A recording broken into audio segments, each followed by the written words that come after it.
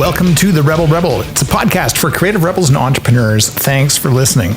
In this episode, please welcome Alec Gillis to the show. He comes to us from Studio ADI, and he's in town doing what he does best. And if you don't know what that is yet, you soon will. Thanks to our sponsor, Manscaped.com, for all the support. I actually went out and bought their razor, the Plow, because I love the quality of the lawnmower so much. And it's amazing. It's like getting a straight razor shave without the hassle of the severed arteries. Get 20% off and free shipping with the code REBEL at Manscaped.com. Without further ado, welcome back to the show.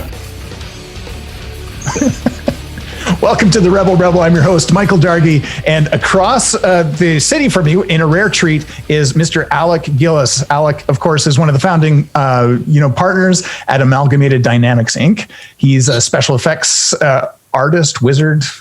He's done so many cool things, and I don't want to take up any time of me talking. I want to hear more about him. Alec, how you doing? I'm doing very well. Thank you so much for having me on the show. I'm here in quarantine. And I had to cram this into my very busy schedule. So what day of quarantine is this for you? I think it feels like day 12, but I think it's day 4. Yeah, that sounds about right. Mm-hmm. That's cool. So you came up to Calgary, you're doing some stuff, and you're able to make some time, and I really appreciate that. I guess, I've got so many questions, Alec. I don't know where to start, but, just so if people don't know, I mean, you won an Oscar, which is amazing. You've been nominated for others. You won the Oscar for Death Becomes Her. Mm-hmm. Is that right? Yes. And nominated for Starship Troopers.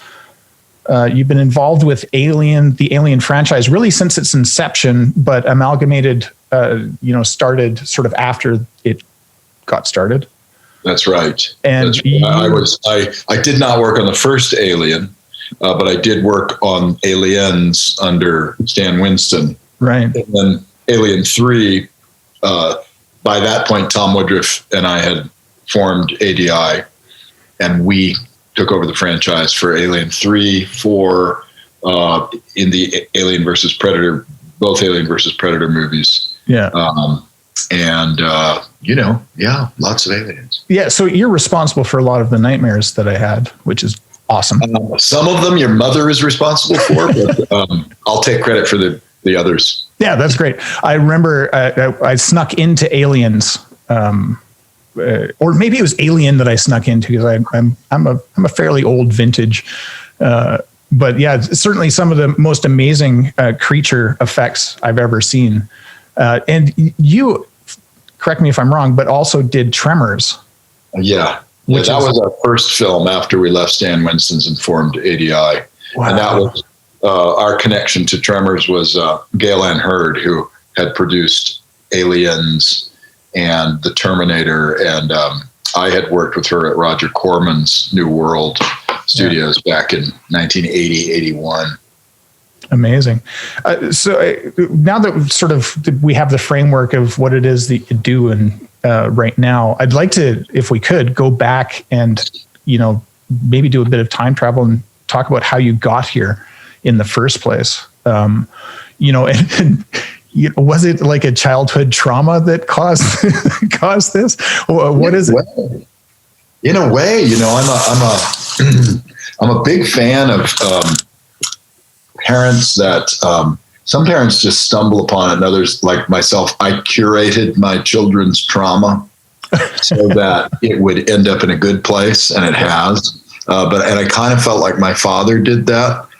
He was a big fan. He was a U.S. Marine and an insurance salesman, and he had, but he also was an artist. He was a doodler and a painter, and he had a great respect for special effects, because he used to sell insurance in New York City, and his beat was 30 Rock, the building where all the TV stuff was done. Right on. So in the 50s, he got to meet Dick Smith and some of the other visual non-makeup guys, but visual effects guys that were doing Playhouse 90 and all these old like live TV shows and stuff.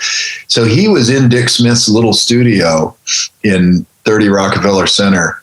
And he would tell me about and there were faces on the walls, and so he could point out that's Dick Smith's work. And he was also a big fan of stop motion. He loved the original King Kong because when he was a child, he had an older cousin who was babysitting him, who snuck him in to see King Kong, and it probably wasn't the original. He wasn't that old, as old as that. So it was probably a re-release of King Kong in the 30s.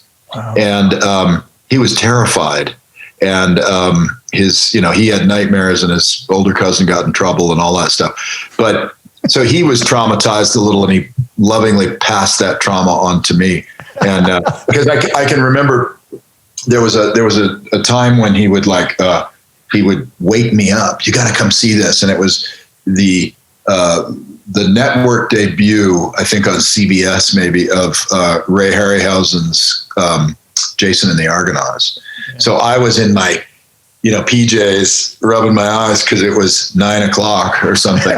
And I looked at the TV just as the skeletons were coming out of the ground. Oh. And I was, when you're still in the alpha state. So I was in a very suggestive dream state, and it just burned into my brain and blew me away. And I just had to know how all that stuff was done. And he knew what stop motion was. And, King Kong was only this tall and all that stuff. Wow. So that's where I got my initial interests. And then I just never let go of it, and, had other interests too. But things like sports were always like, this is way less interesting than monsters and movies. And so, you do what you do to round yourself out as a person. But the monsters and special effects have always been my first love. Wow. Well, and I mean, you're kind of the top of your game, really, because I remember a couple of years ago when I went down there and you gave us a tour of Studio ADI, and we got to see some of your works in progress, as well as the stuff that you've done. I mean, like the Jumanji stuff. I've got a picture of myself in your studio. I think you were just selling the original Predator. I think so. It was like standing right behind me. It's incredible to see these things up close and personal, because you see it from a film perspective and you think there's a lot of stuff that goes into making it look that good, digitally, but it's not true. It's looked as real as I could possibly imagine face to face with it. So holy hell. Yeah, that's the goal. Yeah. So I guess I know you've talked an awful lot about this, but I think it behooves me to touch on it. The original Thing, well, not the original, we'll call it like the 1982 The Thing, was filmed on, I'm going to get it wrong, that was in Alberta, but I want to say it was at the time, because I think it was Mr. Neil was the jack-up, drilling rig that it was filmed on, and my uncle was a roughneck on there when they were filming the original. Oh, no kidding. Yeah, which is kind of wild. And I know that you did a whole bunch of stuff for The Thing, sort of the prequel of what would have been The Thing. But then they, the studio famously replaced pretty much everything you did with digital. Yeah.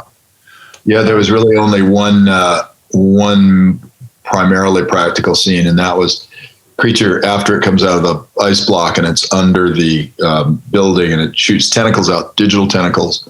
Yeah. But there's a lot of practical in that, and I think you see the quality of the practical with the, the slime and all that there. But yes, most of it was replaced. The designs were pretty much the same as what we designed. So, I could at least say that we designed the look of the stuff. Yeah. Pretty much. Well. And do you find that, are we, whipping back to more practical stuff now, or is it still leaning into the digital world again? Well, the practical versus digital argument as it plays out online is a little under nuanced. People, what a surprise, online things are going to be under nuanced. People will condemn digital. Oh, digital sucks. It should only be used for this or this or that, because what they're remarking about is bad digital. Right. But there's plenty of great digital, and there is not a movie made these days wherein almost every shot is somehow touched by a digital process. Right. Even if it's just, you could make the argument that color grading, which has become so much more sophisticated now than it was during the photochemical days, it's a digital process. And so therefore everything that you're looking at is digital. And I think a lot of people don't, they're not aware that how much sky enhancement and touches are done. And you know that here's a little tidbit that you may not be aware of, but most big stars have it built into their contract, a minimum dollar amount that will be spent on digital cleanup to make them look better. Really?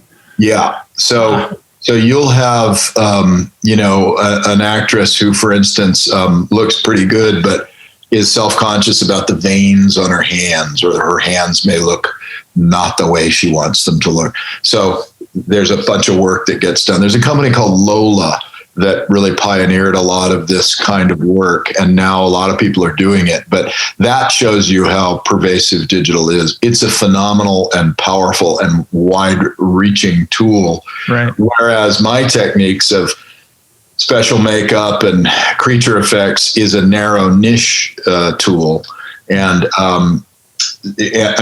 I'll stack our digital stuff up against virtually any our practical stuff against any digital technique within limits, because there are times where we just simply can't do it. Like on the AVP movies, when they started saying, and then 50,000 aliens crawl up the pyramid. Like, okay, well, there you go. It's not us, but we'll do the 8 on top of the pyramid that are doing battles with the predators, and our 8 will set the look for the other 50,000. Yeah. And that, I think, is where the best blend is, where you've got an overlap of the two techniques, but the in-camera work is what sets the look of the digital work. Gotcha. How can you take me through the process of designing these creatures or these effects? And I realize that's like, how long is a piece of string? It's got to be. Well, there are steps that you go through. First you get the job, and that alone is a lot of steps. But basically, we get contracted to interpret the words in the script and work with the director to support his or her vision. And what that means is, you have some meetings and you talk, and then you might start pulling together images from online that you see that may pertain, may not. We like to use a lot of nature images, right? If we're doing a creature that is grounded in reality, that's a good, like Tremors, for instance. We looked through a lot of nature books. We sat around a big round table at Marie Callender's restaurant with the filmmakers and said, what do you think of this? That's cool. That's cool. That's cool. And landed on the snapping turtle head, which became the profile and the basic head design of the graboids. Yeah. So then we start doing illustrations, and back in the day it was me and Tom doing pencil sketches, and you would kind of get into color once you had the thing sculpted and cast, and then you could sort of play around with paint on an actual thing. Nowadays you're into the 2D Photoshop world, right, and you're showing color schemes a lot earlier than you normally might, and you're also inviting the filmmakers into the process more than back in the day. I mean, there was, when James Cameron designed the Queen alien for Stan, he didn't have a way of really gauging our progress, because, if he was out of the country and we were in Los Angeles sculpting the miniature Queen alien, which would set the look for the full-scale Queen alien, we're taking Polaroids and laying them on a Xerox machine and then putting them through the heat curly-Q fax machine. And on the other side, he's looking at it going, I can't tell. Carry on. I don't know what the hell, right? So we were left alone a lot more in the 80s and even in the 90s. Yeah. But now with so much virtual stuff, there's really, we have no excuses to keep the client at bay. So we do a lot of videos, and we do a lot of, we send out a lot of stuff. We do a lot more now in ZBrush and 3D modeling, and those computer files, those 3D files become useful to the VFX people who can take those models. Are you yourself using ZBrush? Yeah, it's really easy. All you need is the computer with the software, someone sitting in a chair who knows how to do it, and me standing behind that person. So I find it to be very efficient. That's very outstanding. Oh my God. Do you still do hand sketches? Do you still draw? Yeah, I do. In fact, on my Instagram, I had a little series of kind of showing how it works. Like, here's a sketch I did. Yeah. Then I turned it over to one of our very talented artists by the name of Paul Komoda, who reworked it, literally like took a Xerox of my drawing, a Xerox, listen to me, made a photocopy of it, copied that onto the paper of his choice, right? Yeah. And then he redrew it and added tons of detail and paint on it and all that stuff. Then that piece goes to a sculptor who is sculpting, in the old days it would have been in clay, but now more and more we're doing it in ZBrush, and that sculptor sculpts in ZBrush. Wow. And I'm art directing all along the way. Yeah. But that's kind of how it evolved. If you look at the final product and my drawing, you go, oh yeah, it's the same thing, except the final one looks so much cooler. Yeah. To me, that's part of the joy of it, is I know I can do a thumbnail, and there are so many talented people in our industry that I really enjoy working with them and seeing what they bring, what each person brings to it. Because each person has, even if it's not a specific idea of, oh, what if the creature had this thing, this number of horns. Yeah. Even if it's not that, it's a nuance that each human brain has that comes out a little different than another person's. Yeah. And it's fascinating to me, and it's a blast. And I have a lot of fun with that stage. Have you, is there any creatures that you've created or helped create where you've sort of found happy accidents or these little serendipities along the way that maybe nobody else knows are there? Yeah, we've had some times where there are just outright mistakes or last minute flubs that people are unaware of, like the bishop head in Alien 3, the destroyed Lance Henriksen. Yeah. It's always bugged me, but when we were painting his eyes, there's, his eyelids were sort of halfway closed because you got to paint the eyelids, right? Yeah. And there's always some touch-ups. You paint the skin a little bit beforehand, and then you do a lot more after you stick the skin on the mechanism. Anyway, so this half-open eye, overspray of the paint gets on the eyeball. And that's not usually a big deal, because we usually just take a Q-tip and some solvent and take it off. But for whatever reason, this was bonding, could not get this off. So Bishop has this foggy stripe across his eye that I've always thought, God, oh! I mentioned that in an Instagram post, and people were like, yeah, I've been looking at that for years. I just thought he's a fucked up android. It looks like damage to his eye. Yeah. And I'm like, I shouldn't have opened my mouth, I guess. Yeah. But I think that those kind of stories are very interesting to people. And they also show something about why practical effects have an organic feeling to them that perhaps digital effects do not. Digital effects, you would most likely, you just beat the flaws out of that thing by processing it over. You have, down to the pixel, you have control over the way that thing looks and moves and how it's lit and et cetera, et cetera. And it's very possible to overwork those things. And I think that's one of the problems that people have with digital, is that it can feel very much like a synthetic, like an image rather than an actual thing. There's something that's living and breathing. Yeah. Talk to me about Harbinger Down.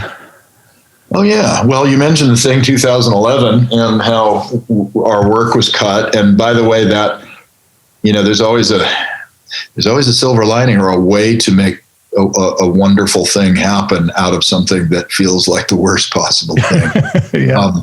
So when, we really found out about that our work was cut from Thing 2011 one day before the big premiere. They invited us over for a screening, and we looked at it, and it was like, okay, well, we're really not as big a part of this movie as we thought. And it wasn't because anybody was being malicious or anything like that. It was I think it came from the studio level. I think, the closest I ever heard was, in reading an interview with one of the filmmakers. And the filmmakers were great. The director's a really awesome director. And everyone was really huge fans of the Carpenter version and very much interested in maintaining the look and feel and all that. And I think it does show in the film. I think the love of the original one does show in the film. But at some point at the studio level, I believe what happened, and I don't know because no one's ever, said, here's what it was. But they probably looked at our work and thought, it feels kind of old fashioned. It feels a little like it doesn't have a modern aesthetic, right? So our goal is to push the thing into the modern era, not be tethered to this old school, funky, whatever. So that's me giving them the benefit of the doubt. The rebuttal that I would have to that is the reason the thing worked so well then and is so beloved now is because of those very actually the limitations of physics and rubber, which is what a real creature would have. It would actually have limitations applied to it. It wouldn't, necessarily have every little moving thing all over its face, like mice running under its skin. I mean, it's just too much. That is the modern aesthetic. The modern aesthetic is throw everything on the screen, whether it needs to be there or not. It isn't the question of, should we do it? It's a question of, can we do it? Let's do it. Yeah, man, that's odd. Well, this is what we see in video games. We see it all the time. And the thing about the thing is that creature is supposed to be hiding. So he's supposed to be very stealthy. And the only reason that he exposes himself, it exposes itself, is that it's got to change. Like it's got to run now. It's got to leave, right? And while it does it, the feeling that I got in the Carpenter film was that while it's transforming, that's when it's very vulnerable. It hasn't reformed itself into something else yet. So that's when you can get it, and that's when it's at its most horrifying, and that's when it's doing weird, chunky, clunky, weird things.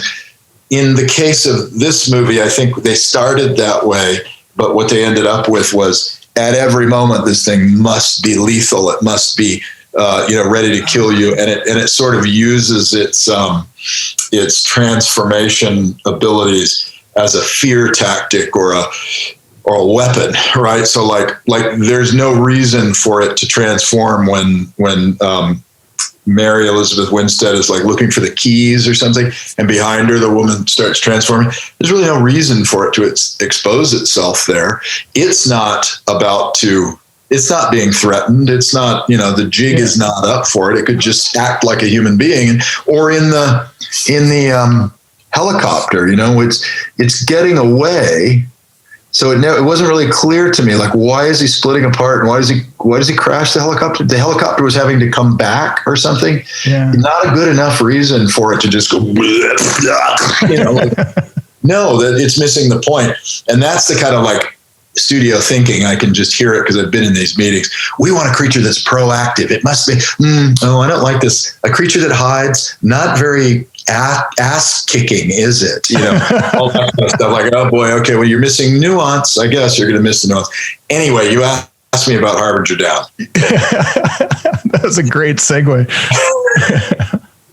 So you can see I'm so passionate about this. So what happened after our work was cut was that we posted a video of what we did, because people were asking rightly, what happened, man? Did you guys fuck up? How come we didn't get you promised us practical effects? I heard it on the, on the EPK, and all that. Yep, that was our plan, but it apparently did not matter to the studio after a point.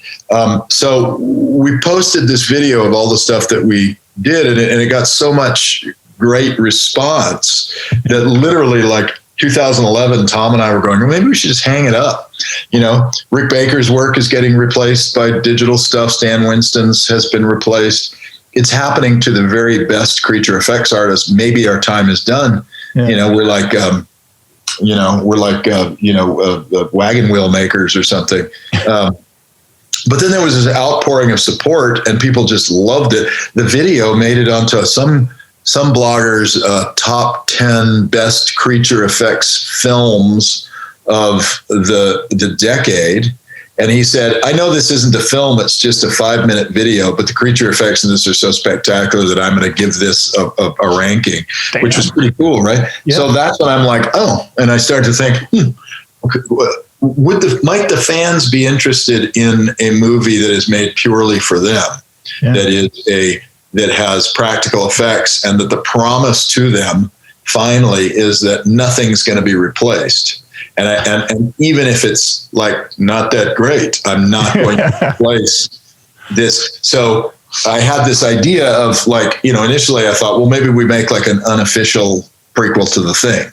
Right. And then I ran it by my lawyer, who said, well, you could probably get sued for that. You'd have to change up enough stuff. You have to change it up enough that it might not be the same film. And I started thinking, I don't really want to step on somebody else's IP and all that stuff. So maybe I'll do a mashup of Alien and The Thing, and throw in some other my own influences from Tremors, and basically make an 80s style ensemble body horror film that has a diverse cast like they had in the 80s, and just do the kind of stuff that I think people would like to see. So we did the Kickstarter, and we set some records. I think we raised $380,000 for the film. Lance Henriksen was a huge help because he's been a buddy for many years, and he's a big part of why the Kickstarter got pushed over the top. And then we attracted an investor, Sultan Al Darmaki from Dark Dunes Productions, who brought more money to the table, and we were able to then up the game a little bit. But I didn't really write the script until I knew the film was going to be funded, because I thought, if I don't get funded, this is not the kind of movie that's going to be made by anybody, really. If I go in and pitch a movie, hey, guess what? We're going to do a movie that has all rubber monsters, and it's going to, and I give them my whole 80s spiel. They're going to look at me like, huh? Nobody's interested in that, But well, I've got at least 3,066 pledgers that are interested. So those are the people I'm making this film for. Wow. And then we were able to get distribution, and then we got a worldwide release to I think 26 or 30 different territories across the world. So I think there's and it's funny because the reactions range from awesome, The Thing on a boat, to bullshit, the thing on a boat, So I think a lot of the people who, it was an interesting experience, because a lot of the people that we made the film for were very happy about it. Yeah. And then people who were just sort of casuals who kind of wandered into the party were like, what the hell is this, man? This is a ripoff of The Thing. Well, okay, it's a ripoff of The Thing. It's, homage. Homage is French for ripoff, I guess. But anyway, but what was fun about that was it was sort of a good proof of concept that my studio could, from the ground up, from nothing to distribution, create a fun, low budget monster movie and take it to completion. Was that the first time you directed a feature? Yeah. I had done a number of shorts in the past, and uncredited second unit on a number of the monster movies that I've worked on. Yeah. But also I was drawing off a lot of my experience from Roger Corman's, when working for him, figuring out how to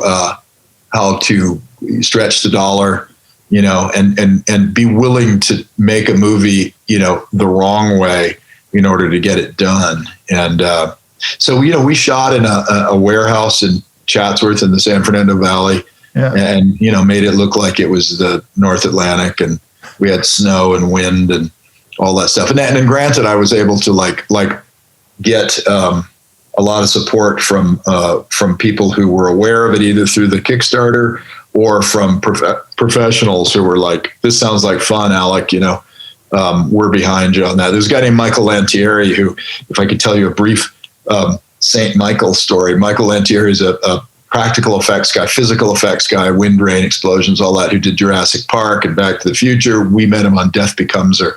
Yeah. Two little bits about him just real quickly. One is that on Death Becomes Her, we were only allowed one of our names was going to go on the statue. The other three were going to ILM.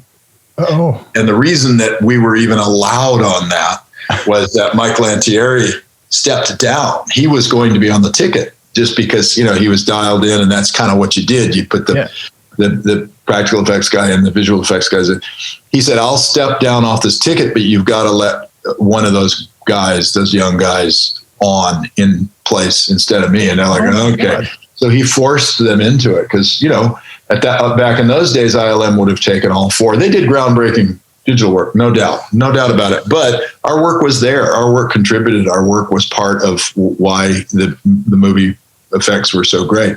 Yeah. So that's one thing. Oh, then Tom and I tossed a coin to see which one of us I lost.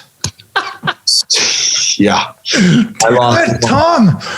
I lost the coin toss. So he got up and gave a great speech and thanked me and all that. And it's all cool. But I know where that, when we dissolve the company, I know exactly where that statue is going to be sitting, and it's not in my living room.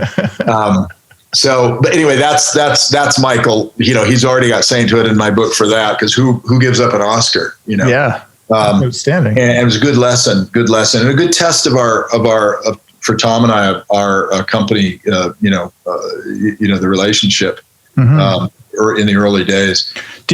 Anyway, so the other thing that Lantieri did was when he saw, you're going to direct a movie, he called me and said, what do you need? I'll bring a 40-footer with, if snow machines and wind, and he just has all the gear. So he backed that thing up. So I got a lot of production value out of the goodwill of that guy right there. Wow.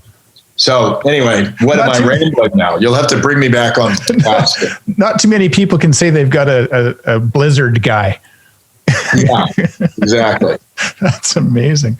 A quick question about Tom. Did you guys rock, paper, scissors over who got to get in the alien suit, or was it always going to be Tom? It was always Tom, because, Tom was about 6'2", 6'3", 175, 180 pounds. He was a skinny guy. There's no way I could have climbed it, and nor do I like it. I get claustrophobic very easily, and so I was happy for him, and he's an excellent suit performer as well. That's amazing. What do you look for in a suit performer? Do you audition people for your costumes, or is that somebody else? No, we do. Usually production will come to us and say, hey, do you guys have anybody? Who and we always have, there's sort of there's the old standby people who are in, different, like there's always a big tall guy, right? There's the tall muscular guy. There's the very thin guy. There's the very thin woman. There's the stunt woman. The people like that. So you kind of look at what are the requirements. In the case of, say, a Predator,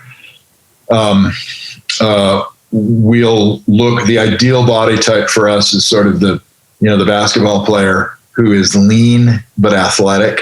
Yeah.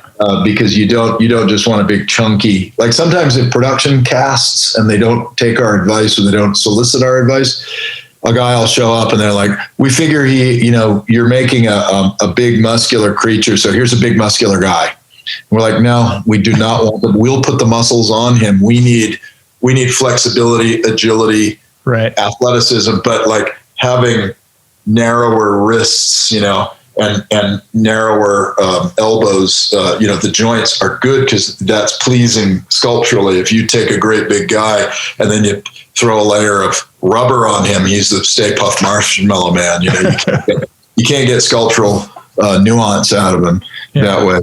So we do. And then some of the, like in when we shot in Prague, we didn't have. We had Ian White, who was 7'1", and a basketball player, perfect physique, really excellent suit performer, nice guy. He was our main guy that we built the Predator over, and production said, "Oh yeah, no, we'll find guys that tall in Czech Republic because basketball is big in Central and Eastern Europe." Okay, great, sounds good. No one near 6'5" guys, stuntmen that we, so I think with the very first appearance of the Predator, we jammed a 6'5" guy into a suit, looked like a butterball turkey. People have complained to me about like, oh, they're so fat, those things, because you can't find 15 guys that are 7'1", and we didn't custom make things to everybody. If you can do that, if you can custom make to everybody, you can that can help. Yeah. But there's still a proportional thing going on. If you get a 6'5" guy, he will tend to just look shorter anyway. He's certainly against his surroundings. Yeah. In comparison, but even just proportionally, there's something about the proportions that don't look as pleasing. A guy like Shaquille O'Neal, who's big and muscular and thick, he doesn't look as tall as a guy like Ian White, who's the same height and slender. So that's what we look for. We did have in Prague. We had a 6'11" guy, and we were like, oh yeah, look, he looks great in the suit, right? And he's fantastic. He didn't have to do much. He just have to stand there and be one of the elders or whatever. But he looked great. At lunchtime, he came to me and in broken English, he asked if he was going to be needed after lunch. And he's in his Predator costume. And I'm like, well, yeah, they brought you in, right? Did they not tell you? He said, it's just that I have surgery. And I said, you're sick? And he said, no, I'm a doctor. And I'm like, oh my God, what the hell are you even doing here? And what does it say about the medical industry that does it pay better to dress up in a sweaty? He must have been doing it for his kid or something. Yeah. But we lost that guy. Oh my God. He had to perform surgery. Holy hell. What's the favorite creature you've ever designed? I don't know. I guess they'd be broken into different categories because we've done so much of franchise work with Alien and Predator, that I kind of don't consider those to be my creatures. I feel like we're caretakers of great designs, and we're putting changes into them.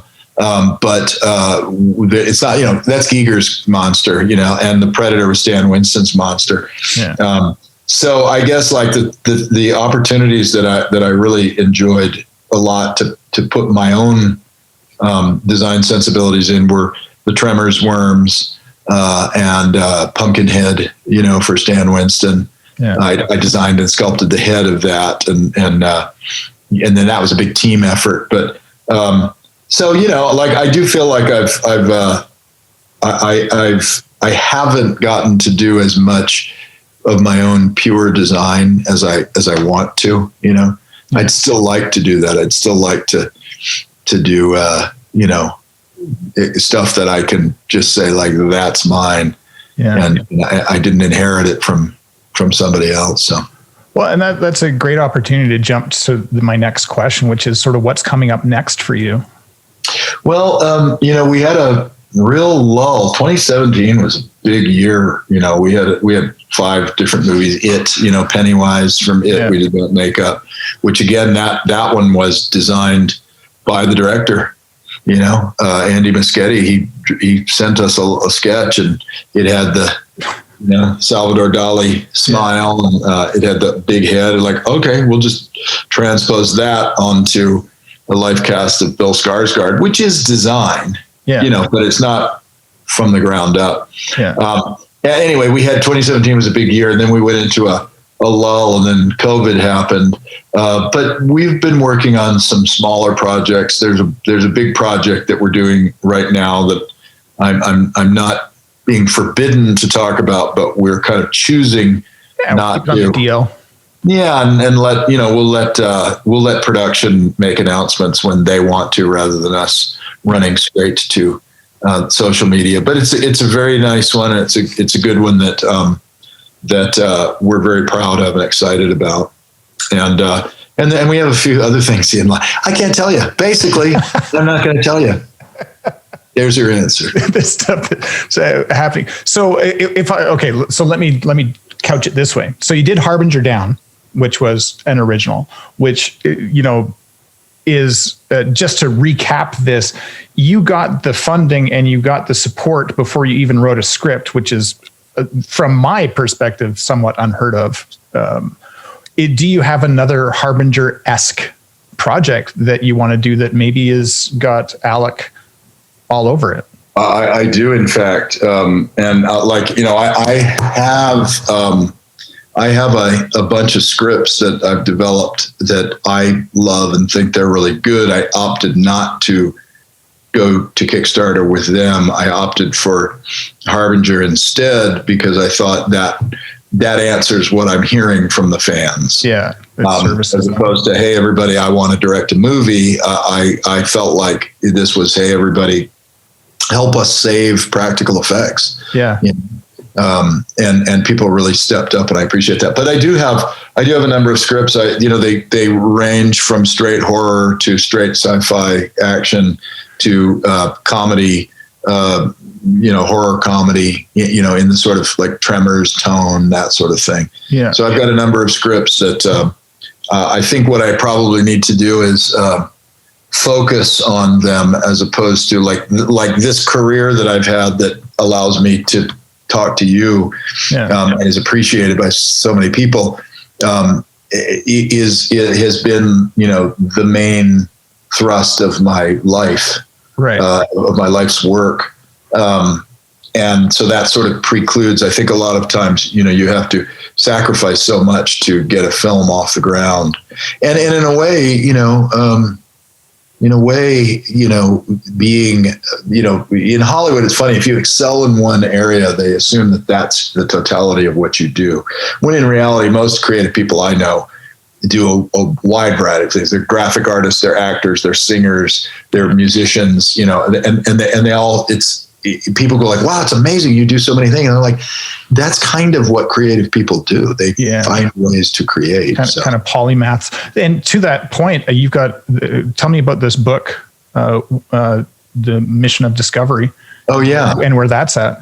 Well, that was a reaction to sort of like, in the early 2000s of just being frustrated, like, nobody's going to let me direct a big science fiction epic film, so I'll just do it myself in book form. Yeah. And so I did this it's a sort of combo coffee table book in a National Geographic style with a story. So it allowed me to do a variety of things. I started off trying to do it all by myself and without the aid of a computer. And there are a few pictures in the book that are that, but I very quickly came to realize that if I was going to finish it in my lifetime, I needed to let other people in, and I needed to use the digital techniques. And really, that book sort of shows how I like to use digital techniques, which is to enhance the environment, world building, right. But fundamentally, it's a practical pieces, miniatures and creatures, and but yeah, so that was I think I put that out long ago now, 2005, and it got optioned by Sony MGM, and they wrote a script. There was a script that was written for it. It basically, the way those things work is like, you go, yeah, that's great. I'd love to write the script, and then they stop calling you. Cause they've got the rights, and you are not an A-list writer, so your name adds no value to the project. Gotcha. But we like it as a seed. So I finally got to read the script just a couple of years ago, and it was okay. Well, and I guess that was where I was headed with this, is that you've got this body of work. You not only an artist and a sculptor and art director and director. You're froze. Oh. Am I back? Sorry. Yeah, I think you're back. Oh, that's fun. Okay. Oh, Zoom. I was just doing that gratuitous recap of you're an artist, a sculptor, art director, a director, and an author, and I would like to say like probably a bit of a futurist too, as you think about what the world might look like or what other worlds might look like and how that ties into your long-term vision. Yeah. It's whatever captures my interest at that period in my life, like xenobiology and biology and space travel and all that stuff is very, very interesting to me. But I haven't, since Worlds, I haven't really delved back into it. I've sort of been onto other subject matters. And are you interested at all in spaceflight? Personally? Yeah. Oh, look, personally going up there, I used to be very interested. And now I'm like, yeah. Why would I do that? It probably feels a lot like quarantine. I don't know. Probably. Damn it. Another 14 days in orbit. Yeah. It sucks. Alec, what are 5 things that people should know? And it doesn't have to be about your industry. It's right from Alec's brain. Oh, okay. Well, I think one thing that I have come to realize now that I'm 61 years old and I've been doing this for 41 years. I've been in the industry for 41 years and I've gone through a lot of phases myself. I've gone through, being voted the shyest kid in the class in high school, to being like accused of being arrogant and bullheaded and all that stuff on sets. Right. So, and all these things are part of my personality. They come and they go. Right. Yeah. But generally speaking, I think one of the most important things for people to know and understand is forgiveness. And self-forgiveness. I read like every other Instagram post is something about self-love and self-forgiveness, which is a good message, but it can't be the only message. You also have to make an effort to forgive other people. I think that we don't spend enough time putting into practice these very old-fashioned ideas of just loving your fellow human being just simply because they're a human being. Yeah. You should do that. And it isn't just, you need to, because your life will be better for it. Even if you're selfish, if you can expunge anger and stress and learn to replace it with tolerance and let things roll off your back and understand that there are bigger things in play than whatever you're perceiving, you'll kind of reach a calmer place. Easy to say, I guess, but I like to say that, as I get older, I'm trying to be more like Jesus and Buddha. Jesus in the summertime, because man, he's got abs, but everybody lets themselves go in the winter. And then you look a little more like Buddha belly, perhaps. That is now there's 2 religions that I just insulted. No, I didn't. I honestly do believe in that, because those are the ones that I'm most familiar with is Christianity. That's how I was raised, and Buddhism, which is something that I admire deeply and was first exposed to it on the David Carradine Kung Fu. And actually that show made me start reading more about it and then taking classes on Buddhism. I'm not a Buddhist. Wow. But I do appreciate that philosophy. Anyway, I think that's corny, but there's one. I love it. The other thing I would say is that, I think, I have 4 children. I have 4 daughters, so I've thought a lot about parenting and had to put it into practice. But I am not a subscriber of finding one's self. I'm a subscriber of creating one's self, because I think that if you're just trying to find yourself, it is as if a whole and complete version of you already exists. And I believe that's impossible. I think that you have everything you need to be a whole and balanced person. But unless you've gone through the time and the work on yourself and with other people, you're still going to come out at the end a stunted person if you don't do that. And I don't mean that you have to be traditional and get married and have kids and all that. That's one way of doing it. Yeah. But I think that a way of creating yourself is through work and through effort and there is no lost effort. There's no wasted time if you're busy doing something. Yeah. If you're applying yourself. And for me, the only way I can apply myself is if I have passion for something. If it's just like, I'm going to learn about beekeeping, well, I'm not passionate about beekeeping. Maybe I would grow to become passionate. That's another way, like through repetition, people become, your mindset changes. This is what meditation is all about, changing your brain wiring and your mindset through not working. Like this would sound when I say, get out there and work ethic and put your shoulder to the grindstone and your nose to the what, I don't know what, all the body parts. The whetstone? Yeah. All your body parts need to go up against some surface. I don't know what it is. But that would sound to an Eastern mind or a devotee of Eastern philosophy, that might sound very Western. You're building things. Why can't you just be? Right. Maybe some people can, but for me, I think that's a thing. What are we at? 2? This is going to take forever. Yeah. I believe in you. Here's a third one that I think is apropos. Be concise. Be concise. When someone asks you to do 5 things, just list them off. Just say, make sure you take out the trash, do your homework. Those kind of lists.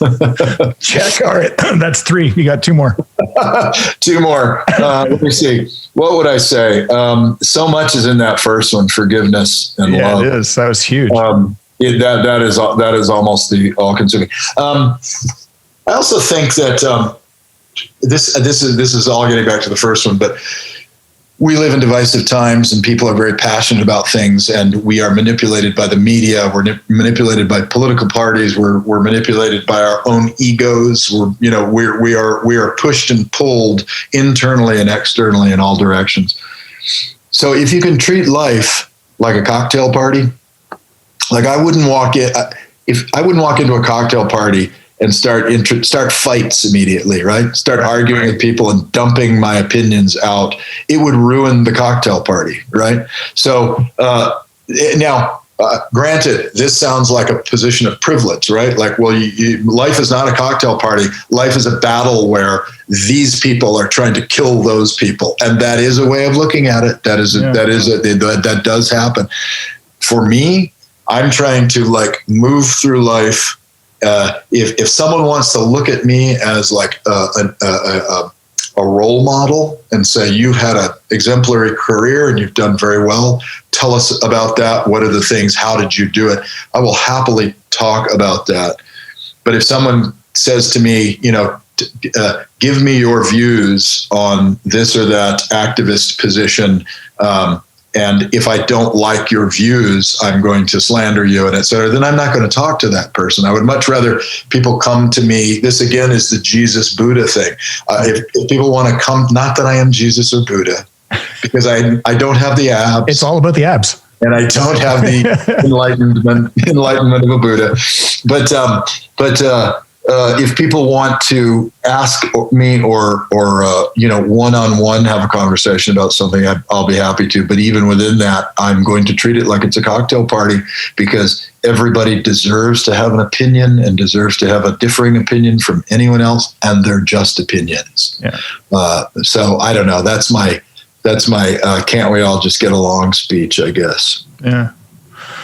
What I think that is a great top 5 list, because I it probably only made to 4, but that's realize I keep circling back to love and forgiveness. Well, and I think that's pretty awesome. It's a big one. Yeah, people don't talk about it either. People don't. My father died. I went 15 years without seeing my father. My father, who I credit with introducing me to my lifelong passion, my work. Yeah. Right.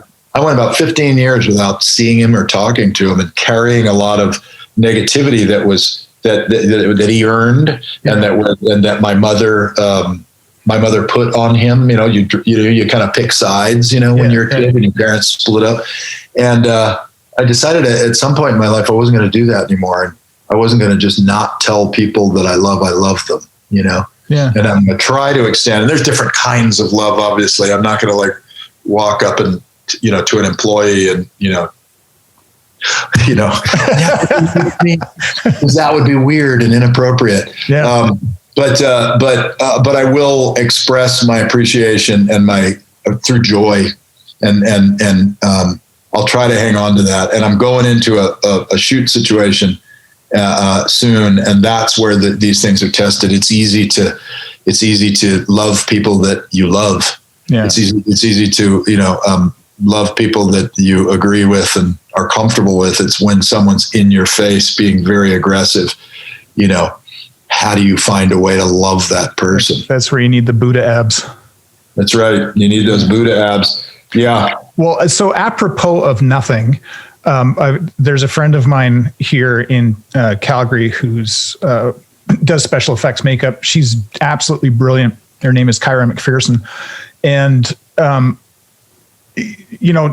for people like her, and it's not like she's just starting out, she's fairly accomplished, but she certainly doesn't have your career, and she's learning, and she's always hungry for learning. What sort of advice would you have for somebody like that who's, really just wired for, this world that you're in, for her to take it to the next level? This question is increasingly difficult because the landscape has changed so much from when I started. And once you establish yourself and you start building something, it's an effort to hang on to it, but it's an effort to build. And yet at the same time, opportunities come to you, that may not be coming to you if you haven't built that enough. So it's a little difficult for me to answer that. I do think that there's a lot of advantages now in that we have social media and we have networking. Like as you were saying that, I was just trying to type into Instagram to see her work. So I will become aware of Kyra's work now that you mentioned her. So those are great things. And people can work long distance more, particularly if you're doing 2D artwork or 3D sculpture, that is printable, et cetera, et cetera.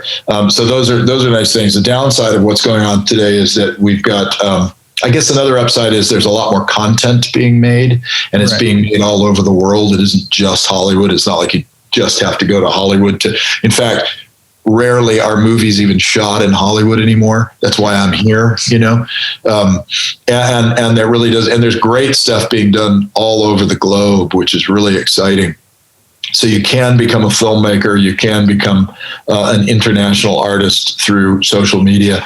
And that's why I think it's changing. Like my career is more akin to the people just before me, Stan Winston, Rick Baker, Rob Bottin, the people before them, Dick Smith, John Chambers, and before them, on and on and on. Yeah, the shoulders of giants. Yeah. And there, I think with me, there is a bigger change in the way the model of makeup effects and monster maker are being done. So it's hard for me. I mean, I can say the general platitudes of put a portfolio together, work hard, it's important. Your credits are important, but equally important is what your personal work in. Maybe this is what I should stress right now.